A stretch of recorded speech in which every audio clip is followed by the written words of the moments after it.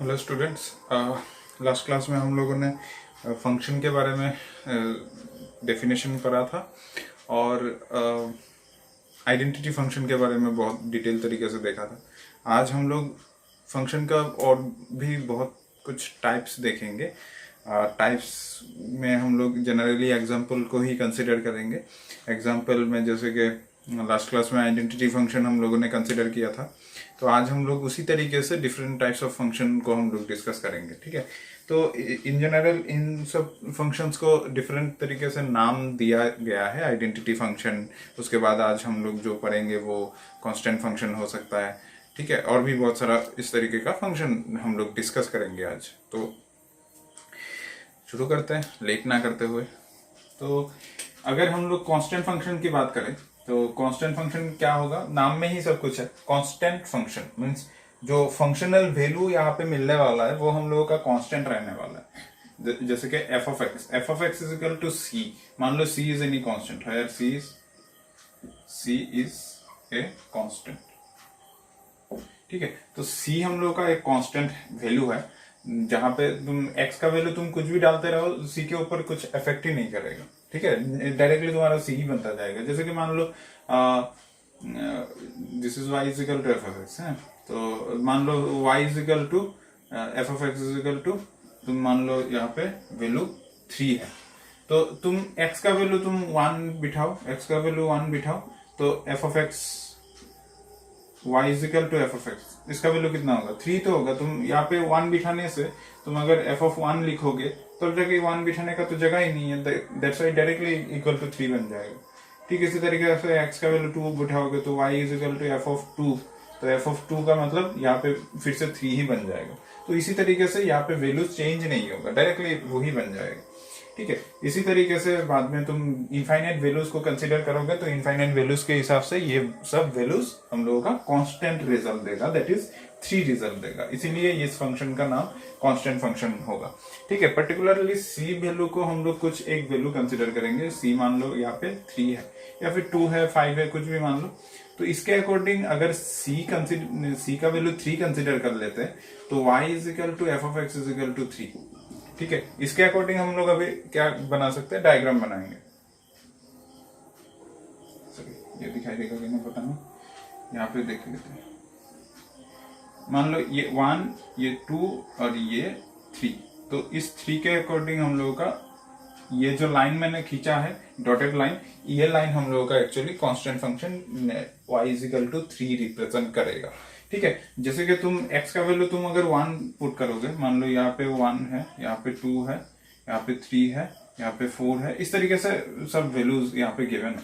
तो 1 2 3 के 1 2 3 4 इस तरीके से गिवन है, 1 2 3 4 इस तरीके से गिवन है। 1 के लिए वैल्यू कितना है 1, जब x का वैल्यू जब 1 पुट करोगे तो y का वैल्यू कितना है 3।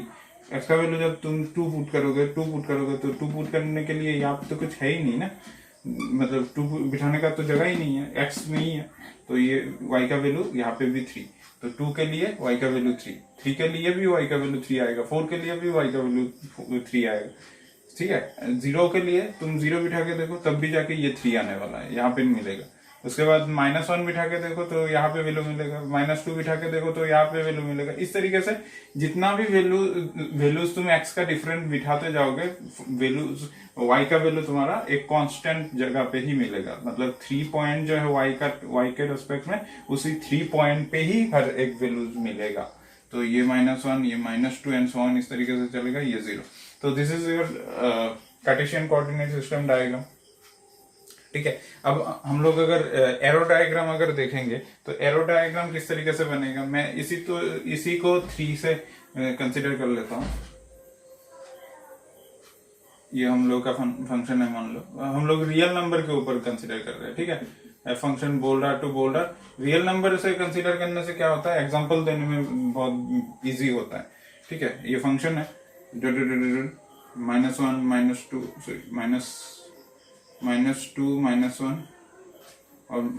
और -1 के बीच में इनफाइनाइट नंबर है, 0 1 -1 और 0 के बीच में इनफाइनाइट नंबर है, 0 और 1 के बीच में इनफाइनाइट नंबर है, 1 और 2 के बीच में इनफाइनाइट नंबर है, डॉट डॉट डॉट ऐसे चलता गया। तो मान लो यहाँ पे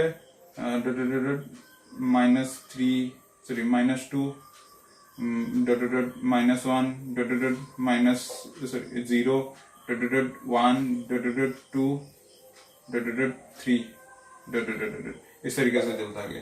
तो मैंने क्या वैल्यू कंसिडर किया था, y is equal to F of X is equal to मैंने 3 कंसिडर किया था। तो तुम -2 बिठाओ तब भी जाके उसका वैल्यू कितना बनने वाला है, 3 के साथ कनेक्ट होगा।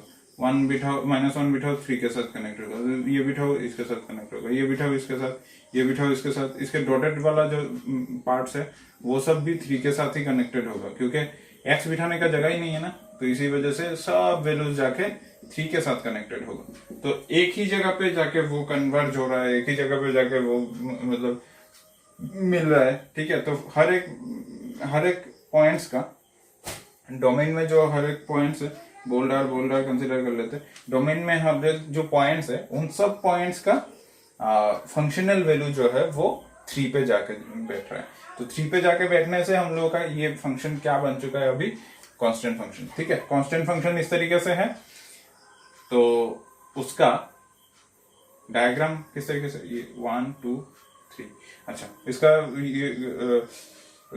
कार्टेशियन कोऑर्डिनेट सिस्टम में अगर डायग्राम बनाने की कोशिश करेंगे तब जाके इस तरीके से ये सॉलिड लाइन दे सकते हो या फिर डॉटेड लाइन दे सकते हो, तुम्हारी मन से। तो इस तरीके से ये है हम लोगों का कांस्टेंट लाइन। और अदरवाइज तुम इस तरीके से एरो डायग्राम से देख सकते हो, इस तरीके से ये सब एरो है, तो एरो डायग्राम यहाँ पे एक ही पॉइंट पे जाके कन्वर्ज हो जाएगा। तो this is the constant function.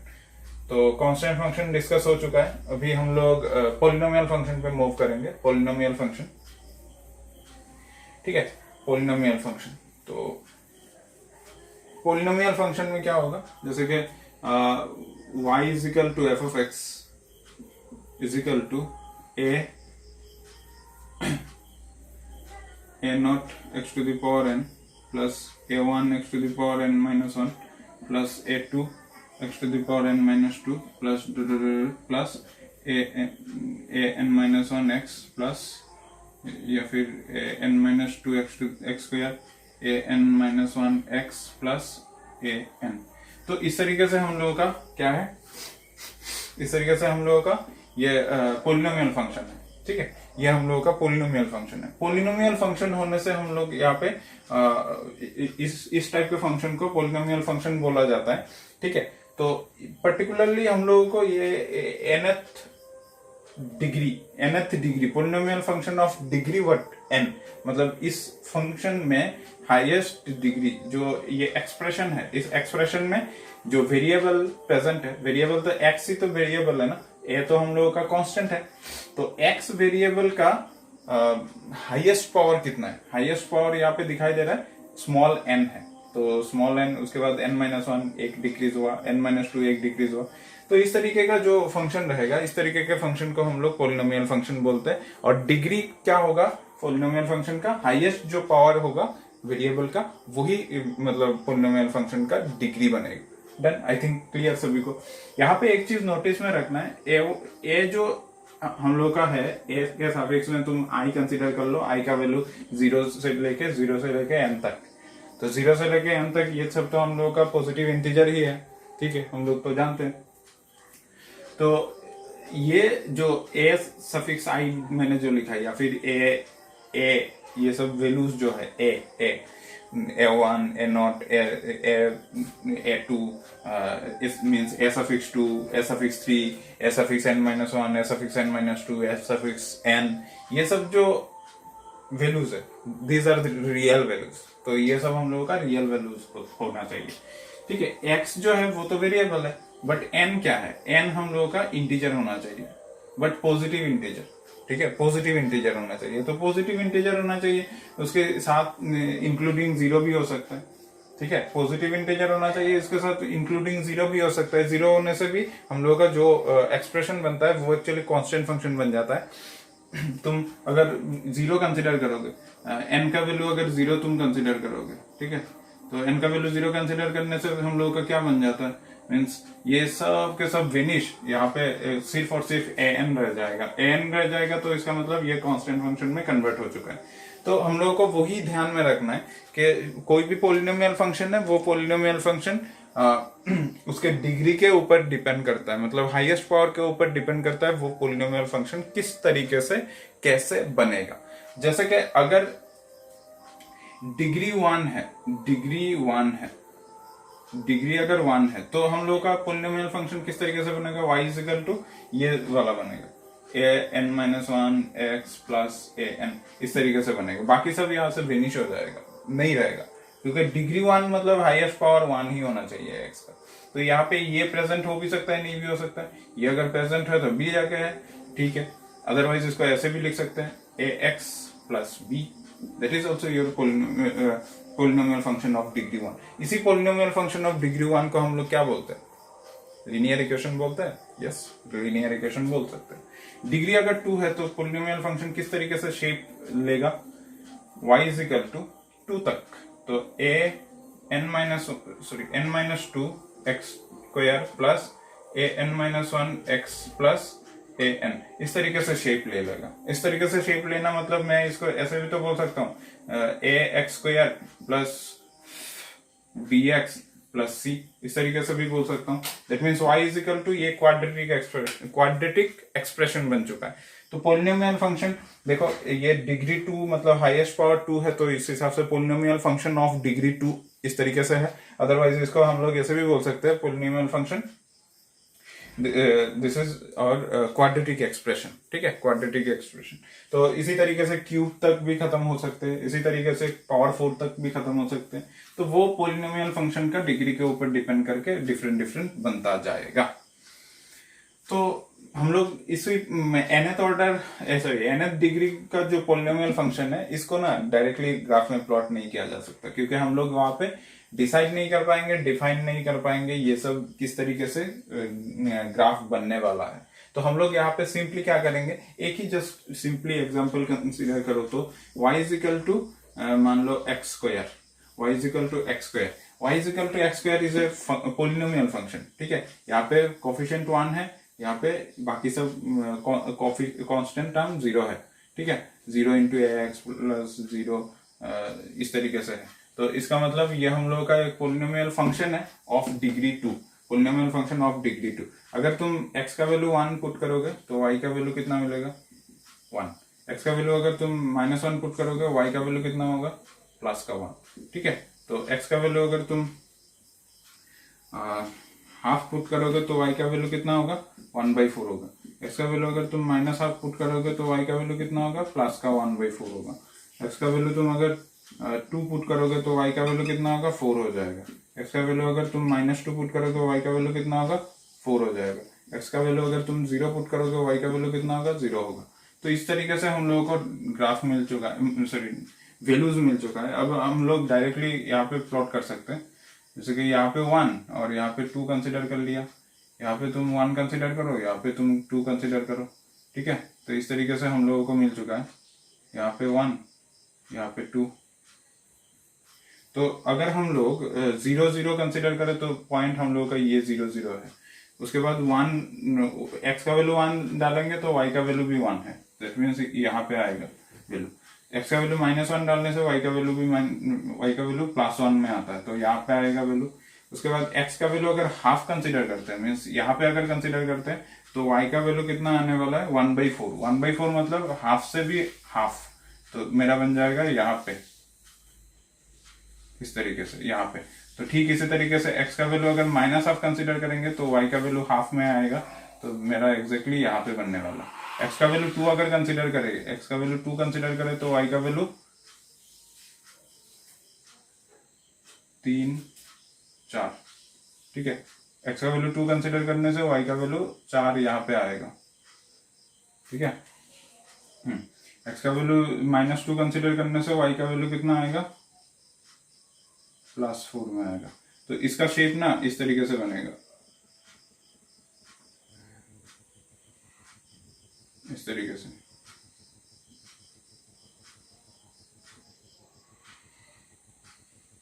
तो ये बन गया है इसका ग्राफ, ठीक है। स्मूथ वैसे मैंने ड्रॉ किया है, इसको इसी तरीके से ड्रॉ करना है, एकदम स्ट्रेट कट ड्रॉ नहीं करना है, क्योंकि इसका शेप इसी तरीके से बनेगा। देखो मैंने हाफ जस्ट कुछ नोन वैल्यूज ही मैंने कंसिडर किया है, हाफ 1/3 भी कंसिडर कर सकते हो, तब भी जाके वैल्यू मिलेगा। 1/5, 1/4, 1/6, ये सब भी वैल्यूज कंसिडर कर सकते हो, जिस हिसाब से इसका शेप इस तरीके से कर्व टाइप बन जाता है। इसका नाम होता है पैराबोला। ठीक है, पैराबोला हम लोग बहुत डिटेल में पैराबोला को जानेंगे बाद में, एक्सरसाइज है हम लोग का चैप्टर भी है। ठीक है, तो अभी के लिए ये जान लो, इसको पैराबोला बोलते हैं और इसका शेप इसी तरीके से बनेगा जब हम लोग इसको प्लॉट करते रहेंगे। पॉइंट्स को जब प्लॉट करते रहेंगे तब जाके हम लोगों का शेप इस तरीके से लेगा। ठीक है, तो दिस इज कॉल्ड पैराबोला। तो पैराबोला अगर इस तरीके से है, ठीक है, हम लोगों को पता हो गया है, तो इसका एरो डायग्राम किस तरीके से बन सकता है? एरो डायग्राम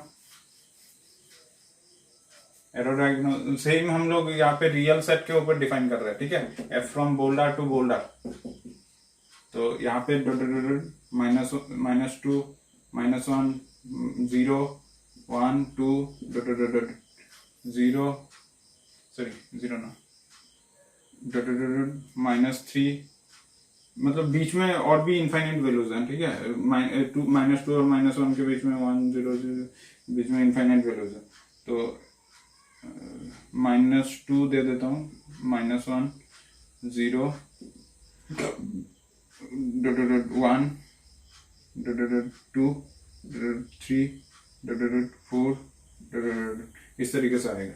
तो 0 डालने से मुझे मिला 0, थोड़ी देर पहले ही मिला था फंक्शन।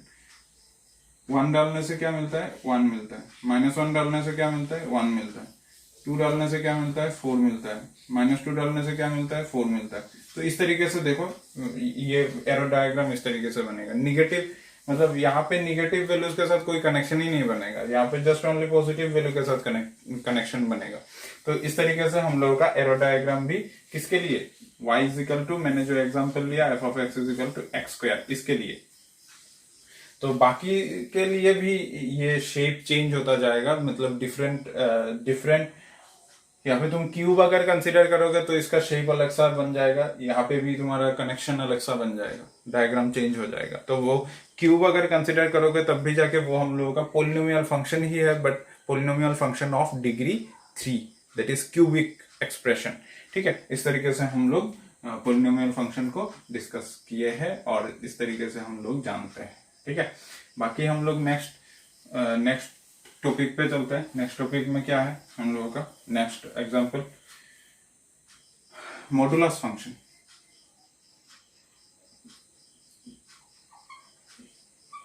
मॉडुलस फंक्शन में क्या होता है? मॉडुलस फंक्शन को डिनोट किया जाता है 2 वर्टिकल बार के अंदर x, या फिर जो भी है, तुम x वैल्यू बिठाओ, y वैल्यू बिठाओ, मैंने डॉट से डिनोट कर दिया, कुछ भी वैल्यू बिठाओ, तो मॉड x इस तरीके से डिनोट किया जाता है। That is your y is equal to f(x) is nothing but your mod x। तो this is your mod function, that is modulus function. तो मॉडुलस फंक्शन जनरली ना, ये क्या होता है? मॉडुलस फंक्शन तो सभी लोगों को थोड़ा बहुत पता है कि मॉड फंक्शन ऑलवेज गिव्स ए पॉजिटिव नंबर। मॉड के अंदर कोई भी वैल्यू, मतलब कोई भी वैल्यू प्रेजेंट होता है तो वो हम लोगों का क्या देता है? पॉजिटिव रिजल्ट देता है। तो पॉजिटिव रिजल्ट अगर देना ही है तो जाके मैं इसको ब्रेक कर दूं ना, किस तरीके से क्या पॉजिटिव रिजल्ट देगा? एक्स का वैल्यू अगर ये पॉजिटिव है तो वैल्यू वही देगा, एक्स मतलब एक्स ग्रेटर देन 0, मतलब एक्स अगर पॉजिटिव वैल्यू है, जैसे कि 1 है, 2 है, 3 है, 4 है, 5 है, 1.2 1.3 1.9 1.8 या फिर 2.7 2.8 या फिर √2 √3 √5 √6, ये सब वैल्यूज अगर गिवन है तो वो तो पॉजिटिव है ना, that is greater than 0। That's why जो रिजल्ट होगा, मतलब जो वैल्यू पिक किया जाएगा वही रिजल्ट बनेगा। x 0 जब x इक्वल टू 0 है और -x जब x लेस देन 0 है। तो इसको थोड़ा सा डिटेल में देख लेते हैं। जैसे कि यहाँ से तुम कोई भी वैल्यू पिक करो, तुम -2 तो लेस देन 0 होता है, तो -2 अगर लेस देन 0 है, ये -2 तुमने x का वैल्यू कंसिडर किया, तो माइनस ऑफ दिस -2 रिजल्ट क्या हो जाएगा? +2 बना ना, पॉजिटिव। इसी वजह से हम लोगों का मॉड का वैल्यू ऑलवेज पॉजिटिव ही रिजल्ट देता है। जब निगेटिव वैल्यू कंसिडर किया जाएगा तब निगेटिव का निगेटिव बनाया जाता है, दैट्स व्हाई ये पॉजिटिव बन जाता है। ठीक है, तो फाइनली इसको पूरा का पूरा ब्रेक कर दिया है मॉड फंक्शन को। मॉड फंक्शन को इसी तरीके से देखा भी जाता है और ब्रेक भी किया जाता है। तो इसको अभी हम लोग डायग्राम में प्लॉट करेंगे। डायग्राम में किस तरीके से प्लॉट किया जा सकता है, यहाँ पे देख सकते हो। सिंपली यहाँ पे देखो, तुम 1 बिठाओ, 2 बिठाओ, 3 बिठाओ, तो तुम्हें यहाँ पे भी मिलेगा 1 2 3 इस तरीके से मिलेगा। मतलब 1 के लिए 1 मिलेगा, 2 के लिए 2 मिलेगा, 3 के लिए 3 मिलेगा, इस तरीके से मिलेगा। 0 के लिए तुम्हें 0 ही मिल रहा है, तो 0 के लिए 0, तो दैट मीन्स ये ग्राफ इस तरीके से जाने वाला है। ठीक है, ठीक इसी तरीके से तुम -1 जब पुट करोगे, -1 जब पुट करोगे, तब जाके तुम्हारा -1 क्या बन रहा है, +1 बन रहा है।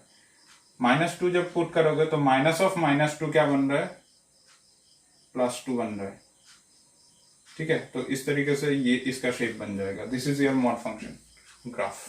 ठीक है, मॉड फंक्शन का ग्राफ इस तरीके से है। अगर एरो डायग्राम देखने की कोशिश करेंगे तब जाके क्या बन रहा है, देखो एफ फंक्शन थोड़ा बहुत सिंपल कंसिडर कर लेता हूँ, R2R, और इधर एफ फंक्शन फ्रॉम R2R है। ठीक है, R2R है, तो एग्जैक्टली वही -2 -1 0 1 2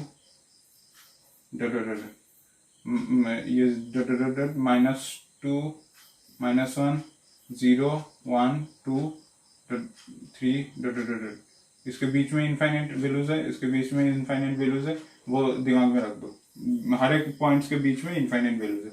0 के लिए तो 0 है कनेक्टेड, देखो 0 के लिए 0 है। +1 जो होगा वो पॉजिटिव रिजल्ट ही देता है, 1 के लिए 1 देता है, 1 होगा तो 1 देगा, 2 होगा तो 2 देगा, 3 होगा तो 3 देगा, तो 2 होगा तो 2 देगा, देने दो। उसके बाद -1 जब होगा तब जाके -1 दैट इज +1 दे देता है, तो -1 के लिए देगा +1, -2 के लिए देगा +2, इस तरीके से -3 के लिए देगा +3, इस तरीके से इस फंक्शन का डायग्राम बन जाएगा। ठीक है, ये एरो डायग्राम इस तरीके से बनेगा, और ये हम लोगों का कार्टेशियन कोऑर्डिनेट सिस्टम में डायग्राम इस तरीके से ग्राफ बनाया जाता है। तो आई थिंक मॉडुलस फंक्शन सभी लोगों को क्लियर है। नेक्स्ट फंक्शन हम लोगों का सिग्नम फंक्शन। सिग्नम फंक्शन बहुत ही देखेंगे हम लोग, यहाँ पे देखेंगे, जानेंगे सब कुछ। Signum function, signum function, signum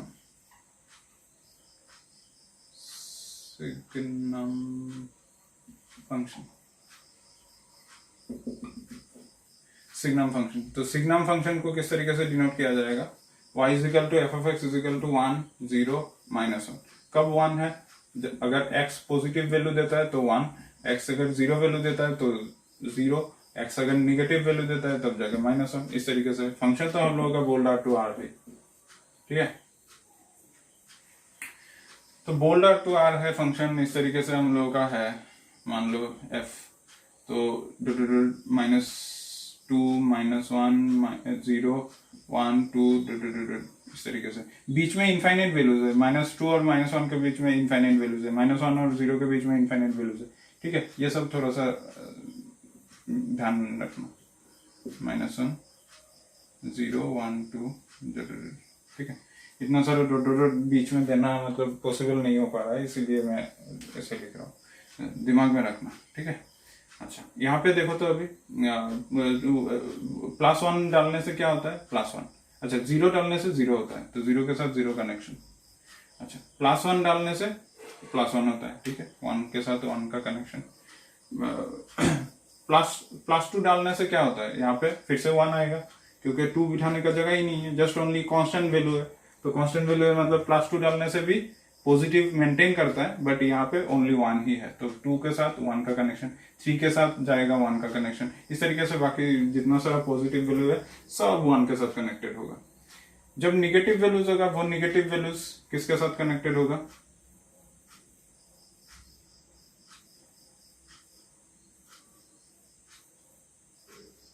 negative जो सब वैल्यूज है, जैसे कि -1 का वैल्यू -1 के साथ, -2 का वैल्यू -1 के साथ। किस तरीके से देख लो, तुम अगर -1 पुट करोगे तो ये रिजल्ट तो वैसे ही -1 ही है, डायरेक्टली आ जाएगा। -2 अगर तुम पुट करोगे तो -2 कंसीडर करने से यहाँ पे तुम -2 पुट कर पा रहे हो नहीं, तो यहाँ पे जस्ट ओनली -1 ही है, तो उसका ही करस्पॉन्डिंग वैल्यू -1 ही बन जाएगा। तो हर एक निगेटिव वैल्यूज के लिए -1 का कनेक्शन यहाँ पे रहेगा। उसके बाद अगर हम लोग इस तरीके से डायग्राम को देखें, ये हम लोगों का पॉजिटिव 1, ये हम लोगों का -1, पॉजिटिव 1 -1, ठीक है। और ये 1 2 3 4 कुछ भी मान सकते हो। तो तुम अगर 1 बिठाओगे तब भी जाके तुम्हें 1 मिलने वाला है, 2 बिठाओगे तब भी जाके तुम्हें 1 मिल रहा है। देखो ना, 2 बिठाओगे तब भी जाके, तो 2 बिठाओगे मतलब पॉजिटिव वैल्यू, पॉजिटिव वैल्यू के अकॉर्डिंग वैल्यू कितना है, 1 है, तो 1 मिल रहा है। 3 बिठाओगे तब भी जाके सेम। तो इसको इस तरीके से कनेक्ट ही कर दो पूरा। 0 बिठाने से 0 मिलता है, और -1 बिठाने से कितना मिलेगा, -1, -2 बिठाने से कितना मिलेगा, -1। तो इस तरीके से बाकी सब माइनस नेगेटिव वैल्यूज इस तरीके से कंसिडर किया जाएगा। तो ये हम लोगों का बन गया है सिग्नम फंक्शन। बहुत ही डिटेल तरीके से क्लियर हुआ है आई थिंक सिग्नम फंक्शन। तो सिग्नम फंक्शन के बाद हम लोग जाएंगे ग्रेटेस्ट इंटीजर फंक्शन। तो ग्रेटेस्ट इंटीजर फंक्शन को हम लोग देख लेते हैं।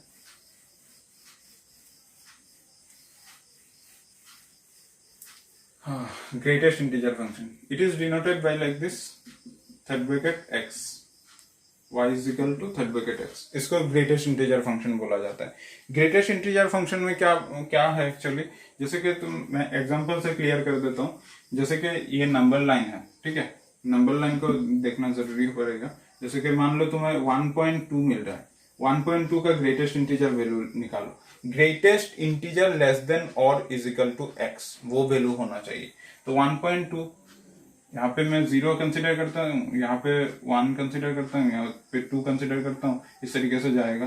तो 1.2 तो यहाँ पे रहने वाला है, ये तुम्हारा 1.2, ठीक है। और यहाँ पे -1, यहाँ पे -2, यहाँ पे -3, इस तरीके से इनफाइनाइट वैल्यूज चलता जाएगा। यहाँ पे जितना निगेटिव वैल्यूज 1.1 से लेफ्ट 1.2 के लेफ्ट साइड में जितना सारा इंटीजर वैल्यूज है, इंटीजर वैल्यू क्या क्या है, 1 है, 0 है, -1 है, 2 है, 3 है, -3 है, -1 है, -2 है, -3 है, -4 है, इस तरीके से इंटीजर जो वैल्यूज है, उन सब इंटीजर में से सबसे ग्रेटेस्ट कौन सा है, 1 है, दैट्स व्हाई इसका वैल्यू 1 हो जाएगा, खत्म।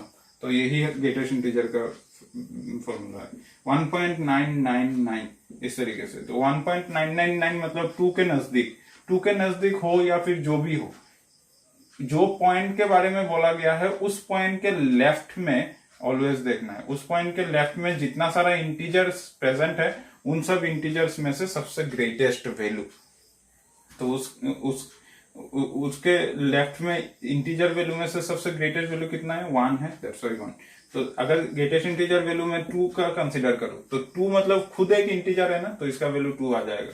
अगर ग्रेटेस्ट इंटीजर 5 कंसीडर करूं, तो 5 खुद एक इंटीजर है ना, तो डायरेक्टली 5 आ जाएगा। अगर ग्रेटेस्ट इंटीजर में 2.66 कंसीडर करूं, तब जाके इसका 2.66 से लेस ग्रेटेस्ट इंटीजर कौन सा हो सकता है, 2 ही होगा, तो 2 होगा, ठीक है। तो इस तरीके से ग्रेटेस्ट इंटीजर वैल्यू निकाला जाता है। अगर मैं निगेटिव में कंसीडर करूं, जैसे कि -1.6, तो ये कौन सा पॉइंट होने वाला है, -1.6, ठीक है। -1.6 कौन सा पॉइंट होने वाला है, इसके बीच में -1 और 0 के बीच में जितना सारा वैल्यूज आएगा वो 0 पॉइंट समथिंग में आने वाला है, निगेटिव 0 पॉइंट समथिंग। -1 और -2 के बीच में जितना सारा वैल्यूज आएगा वो -1 पॉइंट समथिंग में आने वाला है। तो -1.5 यहाँ पे आएगा, -1.6 यहाँ पे आएगा। तो -1.6 अगर यहाँ पे है, तो इससे लेस इंटीजर कौन सा है, -2, ये -2 इस तरीके से रिजल्ट बनेगा, ठीक है। आई थिंक ग्रेटेस्ट इंटीजर सभी लोगों को क्लियर हो चुका है। तो ग्रेटेस्ट इंटीजर का ग्राफ थोड़ा सा देख लेते हैं।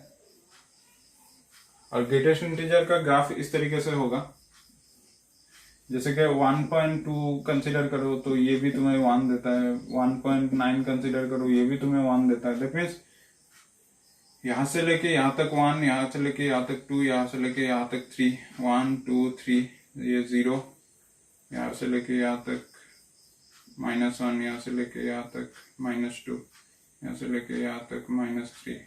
तो क्या होगा, अच्छा 0 पॉइंट समथिंग, 0.5, इसका वैल्यू क्या होगा, 0 होगा। 0.6 इसका वैल्यू क्या होगा, इसका भी वैल्यू 0 होगा।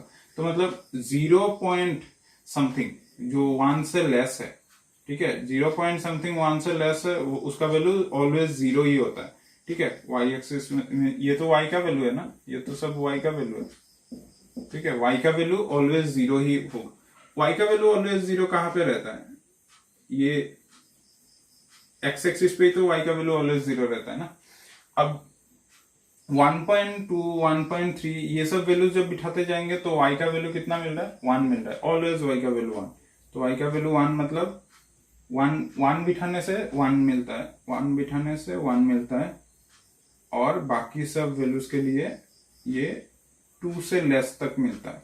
ठीक इसी तरीके से 2 बिठाने से सॉरी 2 पॉइंट समथिंग बिठाने से बाकी यहां से लेके यहां तक, ठीक है, ये वैल्यूज मिलेगा, ठीक है। बाकी इसी तरीके से मतलब बनता जाएगा इसी तरीके से। ठीक इसी तरीके से तुम निगेटिव में अगर कंसिडर करो तो निगेटिव में कंसिडर, इसको ही निगेटिव बना देता हूँ, -1 पॉइंट समथिंग -1.2, -1.2 के लिए -2 होगा, इसके लिए भी ये अगर माइनस होगा तो ये इसके लिए भी -2 होगा, इसके लिए -1 हो जाएगा, इसके लिए -1 हो जाएगा। दैट मीन्स ये जो है अभी 0 पॉइंट समथिंग के लिए तुम्हें माइनस का 0 पॉइंट समथिंग, ये माइनस का 0 पॉइंट समथिंग, माइनस का 0 पॉइंट समथिंग, इसके लिए तुम्हारा वैल्यू कितना बन जाएगा, -1 बन जाएगा, ये -1 बन जाएगा। तो -1 बन जाएगा तो इस हिसाब से यहाँ पे ही तो कंसिडर करना है ना, जीरो को छोड़ के ऐसे। उसके बाद -1 पॉइंट समथिंग कंसिडर करोगे तो तुम्हारा -2 के साथ कनेक्टेड होगा। तो -1 के लिए तो -1 ही है, तो बाकी -2 तक, इस तरीके से। तो इस तरीके से चलता जाएगा ग्रेटेस्ट इंटीजर फंक्शन का ग्राफ। ग्रेटेस्ट इंटीजर फंक्शन का ग्राफ इस तरीके से चलता जाएगा। उसके बाद इसका पिक्टोरियल नोटेशन अगर देखेंगे, इसको बनाना भी मुश्किल है, मतलब पिक्टोरियल नहीं, एरो डायग्राम बनाना भी मुश्किल है इसको। 1 2 3 ना, ये जस्ट इंटीजर, यहाँ पे डेसिमल हो या फिर जो भी वैल्यूज हो, ये सब जस्ट इंटीजर वैल्यू के साथ कनेक्टेड होगा। बना सकते हैं, बट बहुत सारा पॉइंट्स ऐसा होगा जो कनेक्ट नहीं कर पाएंगे, क्योंकि इनफाइनाइट वैल्यूज प्रेजेंट है ना, तो इसी वजह से एरो डायग्राम बनाना थोड़ा सा, मतलब बहुत सारा वैल्यूज मिसिंग पड़ जाएगा, ठीक है। तो बेटर होगा यहाँ से ही इसको देखना है और इसको इससे ही समझना है। तो ये बना हम लोगों का डिफरेंट एग्जाम्पल्स ऑफ फंक्शन। तो हम लोग यहाँ तक ही स्टॉप रखेंगे, बाकी हम लोग नेक्स्ट क्लास में और भी फंक्शन के बारे में डिटेल तरीके से जानेंगे, बहुत सारा एग्जांपल्स भी करेंगे ताकि सब लोगों को बहुत अच्छी तरीके से क्लियर हो जाए। डोमेन रेंज भी करेंगे फंक्शन के ऊपर, ठीक है। तो आज का क्लास यहाँ पे ही एंड करते हैं, बाकी हम लोग नेक्स्ट क्लास में मिलेंगे। Thank you all.